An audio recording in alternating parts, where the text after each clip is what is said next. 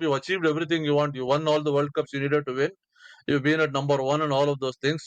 So move on. Just like let the next generation take okay. on. நெறைய ஓடிஐஸ்லாம் நம்ம விளையாடுறதில்ல இப்போ. அப்பப்ப தான் விளையாடுறோம்.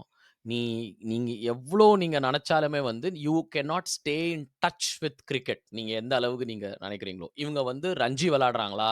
இல்ல. விஜய் ஹசாரே விளையாடுவாங்களா? மேபி தாட்ஸ் அ குவெஸ்டின். லோ நம்ப அதான் அதுவும் இல்ல. அவர் அங்க இங்கிலாந்துல இருக்காரு. இவர் இங்க பிஆர் பண்ணிட்டு இருக்காரு. ஸோ, நீங்க எவ்ளோ நாள் நீங்க காலண்டர் டேஸ்ல நீங்க கிரவுண்ட்ல இறங்குவீங்க? அதர் தென் ஐபிஎல்.